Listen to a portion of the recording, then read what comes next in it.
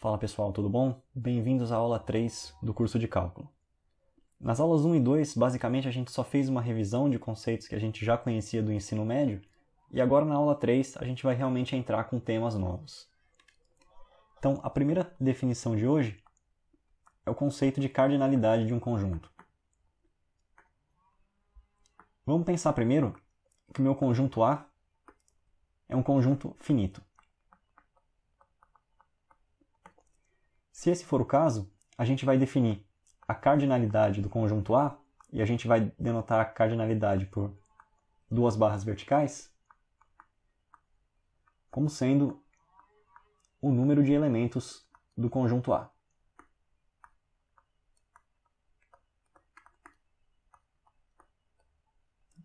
Então, claro que essa definição ela faz sentido só para conjuntos finitos, né? Onde é possível a gente determinar quantos elementos fazem parte do conjunto. Fora isso, eu quero ter uma maneira de comparar dois conjuntos diferentes no que diz respeito à cardinalidade. Então, a segunda definição é a seguinte. A gente vai dizer que A e B são conjuntos equipotentes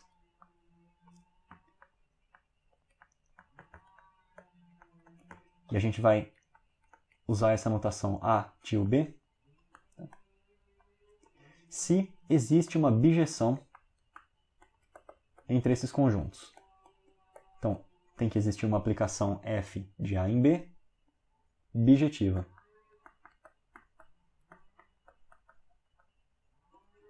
Se você não lembra muito bem o que é bijeção, a gente cobriu esse conceito na aula 2, eu vou deixar um link no card para você consultar. Essa relação de equipotência, ela satisfaz três propriedades, que são as mesmas propriedades que definem qualquer relação de equivalência. Então a primeira delas é a reflexividade, ou seja, A é equipotente a ele mesmo.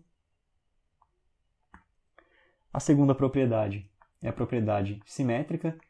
Então, se A é equipotente a B, isso aqui implica que B também é equipotente a A. Ou seja, tanto faz em qual posição a gente põe o primeiro e o segundo conjunto para comparar as potências deles.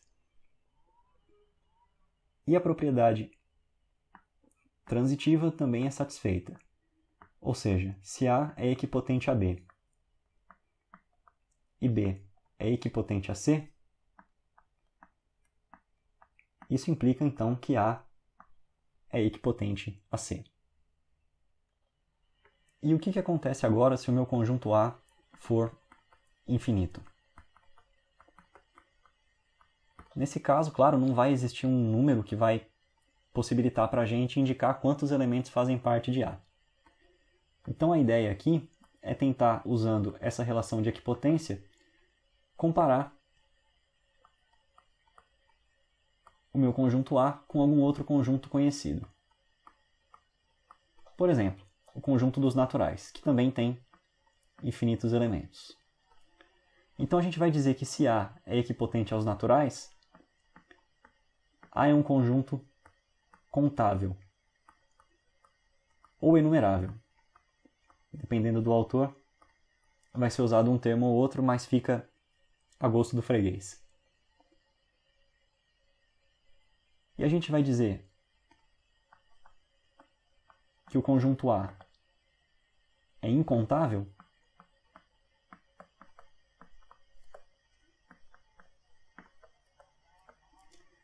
claro, se ele não for equipotente aos naturais e, claro, mantendo a condição de que A seja infinito.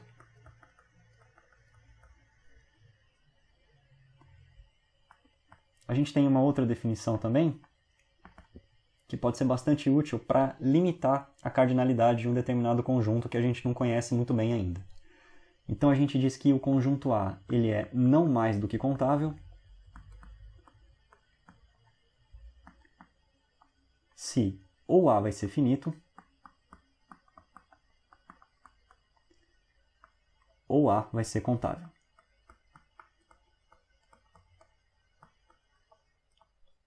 Então vamos olhar agora alguns exemplos de conjuntos contáveis e como fazer a construção dessa bijeção.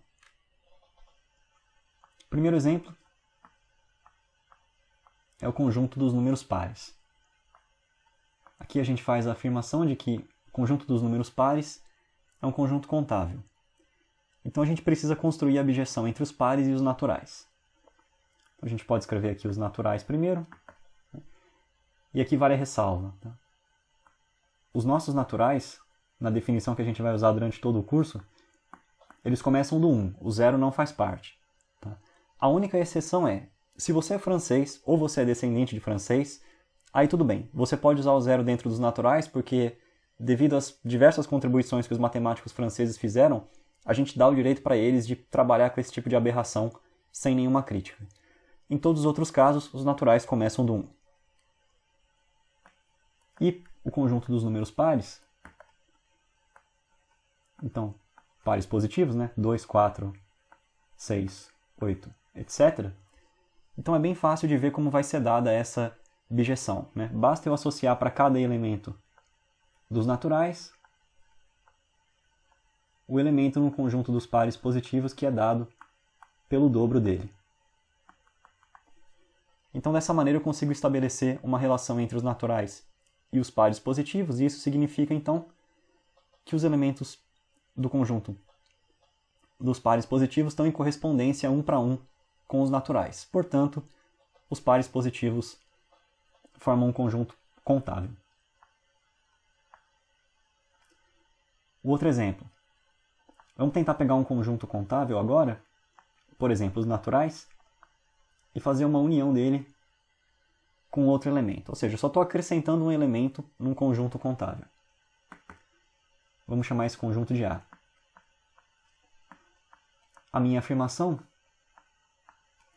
é que A também é um conjunto contável. E aqui o procedimento para montar a bijeção é muito parecido.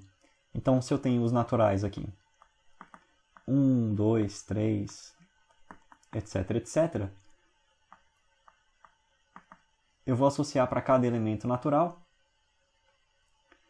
um elemento de A que seja dado pelo próprio valor do elemento natural menos 1. E eu consigo fazer uma correspondência 1 para 1 entre os naturais e os elementos do conjunto A. Então, tanto faz, se você acrescentar um elemento ou dois elementos, você acrescentando uma quantidade finita de elementos em qualquer conjunto contável, ele continua sendo contável. Fica agora, para vocês que estão assistindo, um exercício.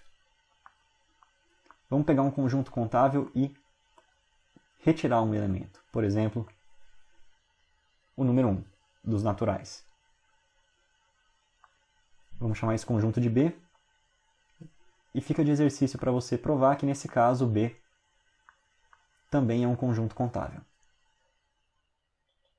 Agora vamos pensar num exemplo um pouco mais sofisticado. Imagina que nós temos dois conjuntos contáveis, denominados A1 e A2, por exemplo. E eu quero acrescentar no conjunto A1 uma quantidade contável de elementos. Então, por exemplo, eu vou fazer a união de A1 com A2. A minha afirmação é que, nesse caso, essa união também é contável. Para demonstrar esse fato, o que a gente vai precisar fazer é um processo chamado de processo da espiral,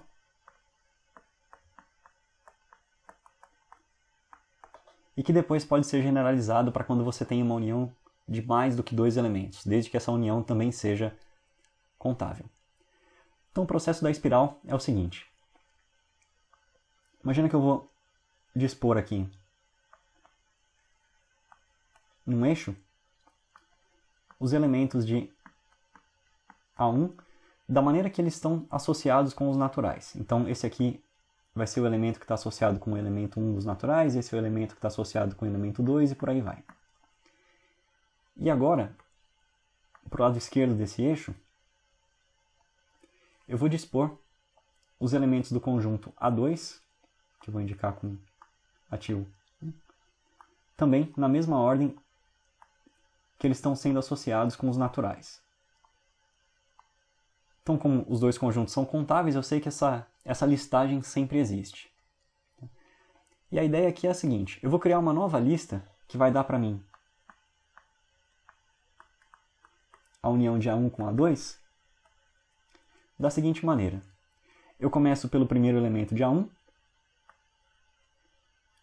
pulo para o primeiro elemento de A2, depois pulo para o segundo elemento de A1, depois pulo para o segundo elemento de A2 e assim por diante. Então dá para ver que dessa maneira, né, se a gente representar num eixo, a ordem da listagem vai criar para a gente uma espécie de espiral, que vai dar a sequência dos elementos. Ou seja, essa listagem vai ser A1, A1 til, A2, A2 til e por aí vai. E isso é justamente o sequenciamento que a gente precisa para colocar os elementos de A1 união em A2 em correspondência com os naturais. Então o elemento associado com 1 vai ser o elemento A1, o elemento associado com 2 vai ser o elemento ATIL 1, o elemento associado com 3 vai ser o elemento A2 e por aí vai. Como consequência disso, segue o seguinte fato.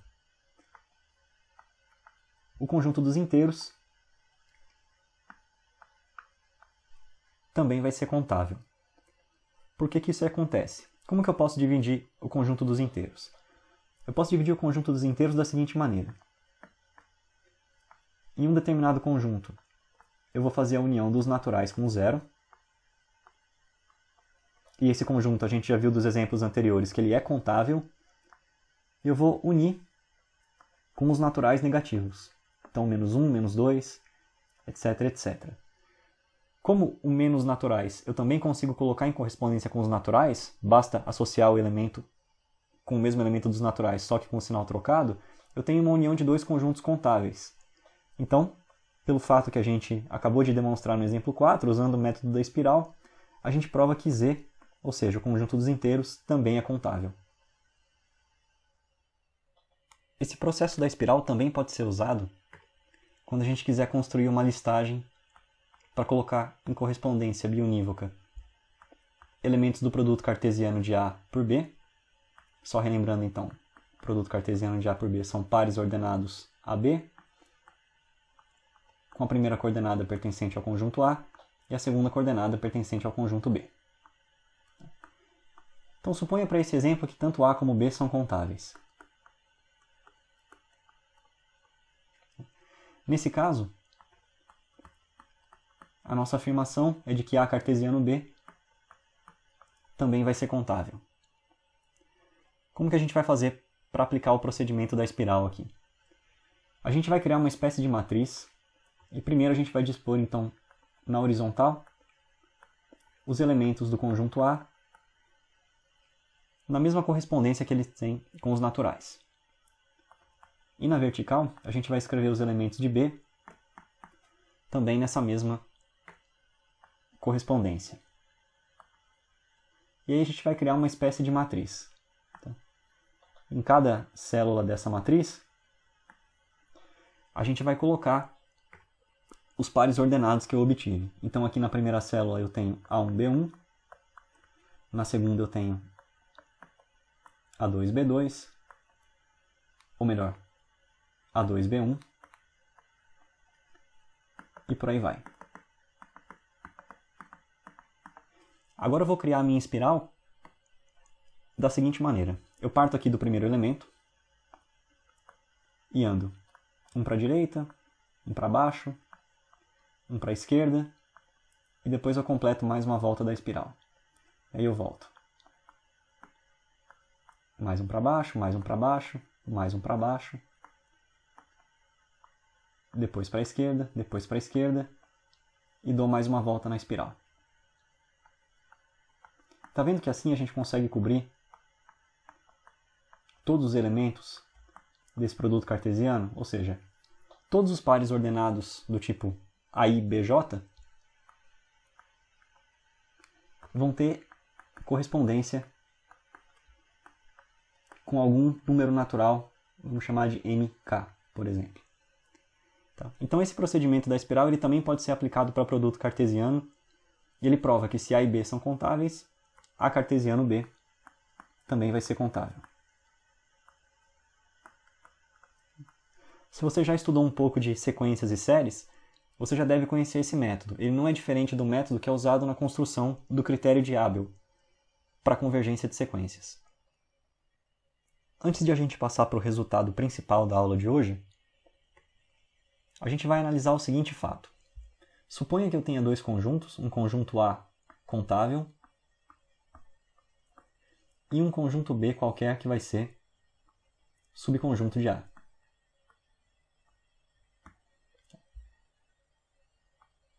Se isso acontecer, a gente pode dizer que B é um conjunto não mais do que contável. Esse fato é bastante evidente, mas caso você queira se certificar, você pode tentar fazer alguns exemplos, rabiscar num papel aí alguns conjuntos e verificar que isso é verdade. E eu quero deixar um exercício para você, que é o seguinte. Vamos olhar dois conjuntos contáveis agora, um conjunto A contável e um conjunto B contável também, sendo que B é o subconjunto de A.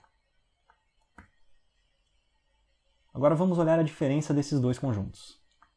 Então, A menos B, que eu vou chamar de C, nesse exemplo. Então, a diferença entre dois conjuntos contáveis. O exercício é o seguinte. Você precisa me dar um exemplo de conjunto C nessas condições contável e de um conjunto C nessas condições que é não mais do que contável. Ou seja, no sentido de que C, nesse caso, vai ser finito. Então, pausa o vídeo, pense em alguma coisa e assim que você tiver uma resposta, deixa aí nos comentários. E agora, usando esse fato, a gente chega no principal resultado da aula de hoje. Então o teorema é o seguinte. O conjunto dos números racionais é um conjunto contável. Como que a gente vai demonstrar esse fato? Então a primeira coisa é entender a definição do conjunto dos racionais. Então esse conjunto é dado pelas frações m sobre n, com o numerador m um número inteiro, o denominador n um número natural, e aqui a gente já vê mais uma vantagem de ter definido os naturais sem o zero, é que a gente pode definir o denominador da fração como um número natural sem se preocupar com a divisão por zero. Mas além disso, a gente ainda pede que essa fração m por n seja irredutível, ou seja, o máximo divisor comum entre m e n tem que ser igual a 1. Então, essa é a definição do conjunto dos racionais. A ideia é que esse conjunto ele é equipotente a um outro conjunto que eu vou chamar aqui de Q barra, que é o conjunto dos pares ordenados do tipo mn, com as mesmas condições, m inteiro, n natural, e de modo que o MDC entre m e n seja 1. É fácil de ver que, na verdade, esses conjuntos eles são exatamente o mesmo conjunto, né? Eu só troquei a notação. Em vez de usar uma barra para separar numerador e denominador, agora eu estou colocando o numerador na primeira coordenada e o denominador na segunda coordenada de um par ordenado. Nada de especial. E a ideia é que esse conjunto Q barra, ele é, na verdade, um subconjunto do conjunto Q duas barras, que eu vou definir da seguinte maneira. O conjunto de todos os pares ordenados do tipo m por n, com m inteiro e n natural. Ou seja, dessa condição aqui, só o que eu fiz foi ignorar a exigência de que o denominador e o numerador sejam irredutíveis. Mas agora o que eu tenho? Agora eu tenho um conjunto de pares ordenados m por n, com o primeiro elemento inteiro, com o segundo elemento natural. Isso aqui, pela própria definição, nada mais é do que o produto cartesiano dos inteiros pelos naturais.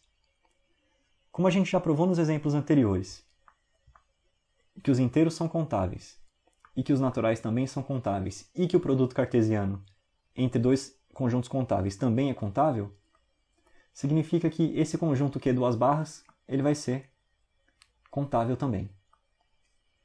E agora, usando o fato que a gente acabou de analisar, como o meu conjunto dos racionais é um subconjunto do conjunto Q duas barras, isso implica que o conjunto dos racionais ele é não mais do que contável.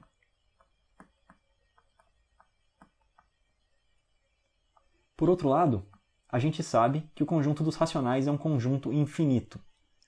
Portanto, o conjunto dos racionais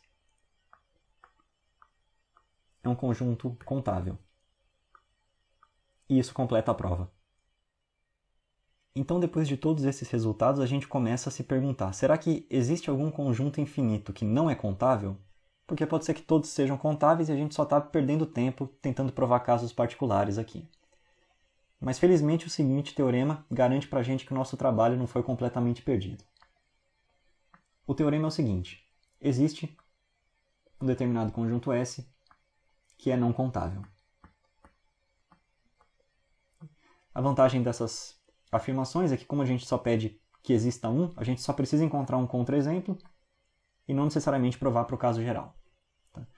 Então, o nosso candidato vai ser o seguinte: eu vou dizer que S é o conjunto de sequências do tipo A1, A2, etc.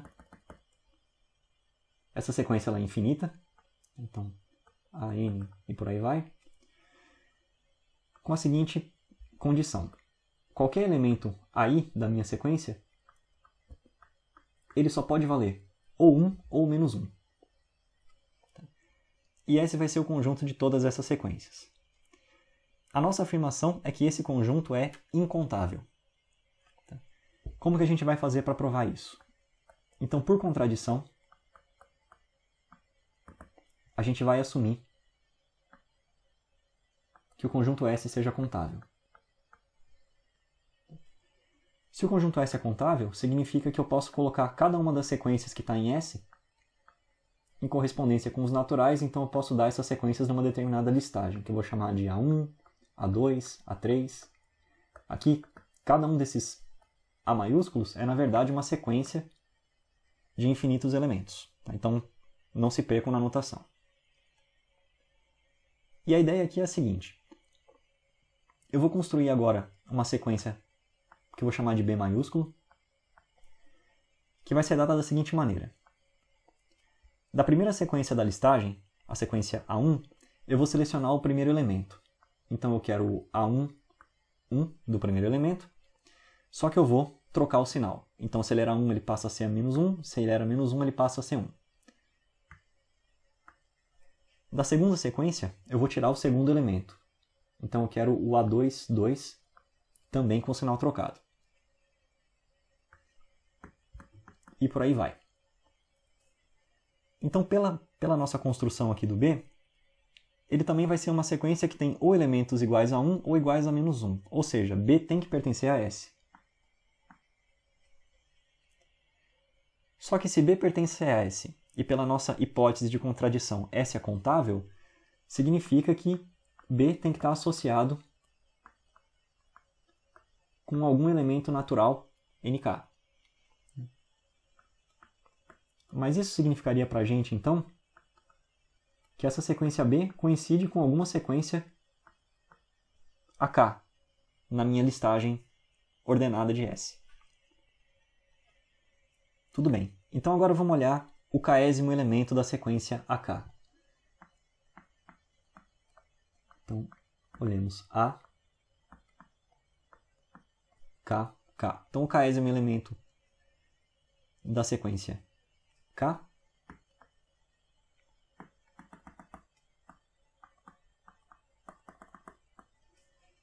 é esse elemento que ocupa a késima posição, e na sequência A ele tem um determinado valor, pode ser 1, pode ser menos 1. Só que BK, então, o késimo elemento da sequência B, ele foi construído de modo a ser menos AKK.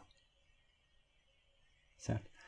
Só que se esses elementos são diferentes, isso implica que a sequência B tem que ser diferente da sequência AK, porque pelo menos um elemento entre elas é diferente. E aqui a gente cai numa contradição, porque por um caminho a gente chegou na conclusão de que B era igual a AK, e por outro caminho a gente chegou na conclusão de que B é diferente de AK. Então essa contradição mostra que é impossível a gente colocar esse conjunto S numa sequência ordenada em correspondência com os naturais. E por isso a gente chega à conclusão de que S é um conjunto incontável. Mais uma observação quanto à nomenclatura. Esse método que a gente usou para provar que existe um conjunto S que não é contável recebe um nome próprio. Esse é chamado método da diagonalização de Cantor. E esse nome fica mais claro quando a gente coloca os elementos da nossa hipotética lista S, né? A1, A2, A3, se é que isso fosse possível, nesse formato. Então a gente está dispondo cada elemento de S na vertical e na horizontal a gente coloca cada uma das sequências, ou seja, cada um dos elementos de cada sequência, A1, A2, A3, etc. E o método que a gente usou para construir a nossa sequência B foi justamente tomar os elementos da diagonal. E claro, inverter o sinal deles, né? Então todos eles multiplicados por menos 1, mas o fato de inverter o sinal é uma característica própria desse conjunto. O método da demonstração em si consiste justamente nessa estratégia, você selecionar os elementos da diagonal, fazer uma determinada operação com eles e obter como resultado algum tipo de contradição.